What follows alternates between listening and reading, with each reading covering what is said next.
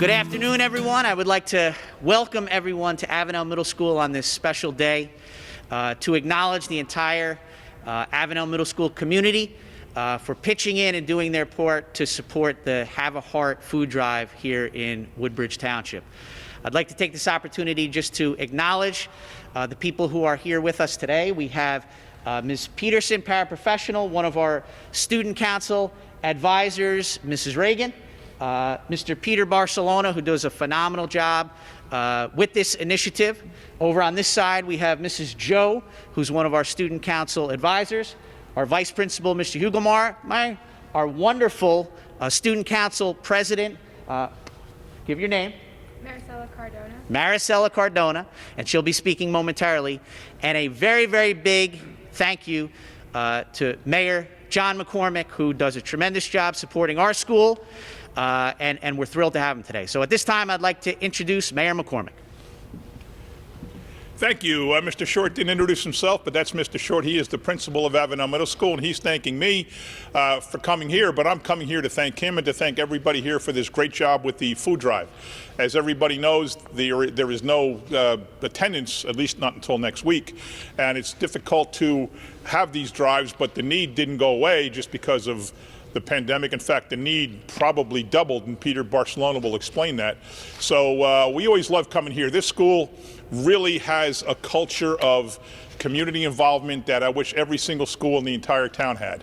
I don't want to get myself in trouble by saying that, but I probably will.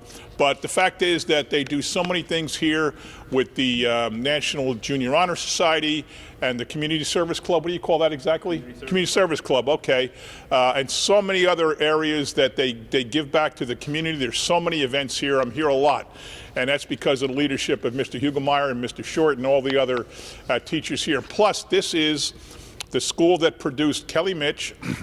Last week we had School 9, which produced Megan Cushba. She is the assistant to Communications Director John Haggerty. And Kelly Mitch has worked for us last summer and into the fall when she's not in school. She came here to Avenel Middle School, the oldest of 3 Mitch kids who graduated here, all with honors, all excelled, all involved in everything you could possibly imagine, right, in Avenel Middle School history. So welcome to Kelly. I'd now like to introduce, we haven't gotten kids. This is kids. This is not a kid. This is a young woman. But we haven't had the students, I should say, here at all the different stops we made. So I'm thrilled to be able to reintroduce Maricela Cordero and ask her if she can come up and explain how exactly the drive worked. How did you do it without being in attendance? How did you get a hold of parents and students and teachers? So if you don't mind, Maricela, give us a little history here. So there was a lot of emailing going on, and they set up drives in the front of the school, and there was bins out there almost every day except Wednesdays, and you could drop off the food, and it was an easy process, I guess you could say, but it was like a lot of people were involved. Tell me who else? Parents, other students? The parents had to drive the kids here, and that was probably like one of the major things where they were involved. And you could bring in like all different types of foods and stuff. Are you anxious to get back to school next week? Yeah, I think I need a school environment to get back into it. Yeah, all right, very good. Well, congratulations. Thank you. And now I'd like to introduce Peter Barcelona. Mr. Short referred to him. He is the man who's between the donors and the donees. He coordinates everything. He'll make sure that this food gets to the pantries and then gets out to the people who need it. So, Peter Barcelona. Thank you, Mayor. Thank you, Mr. Short, Mr. Hugelmeyer, faculty and staff and students for the generous donation of food. As the Mayor said, we've been traveling the last week and a half to many of our schools in the township and received thousands of pounds of food, which is vital to keep our food pantries going. Our pantries prior to pandemic were approximately 600 families. Currently, we're serving over 1,300 families at our pantries.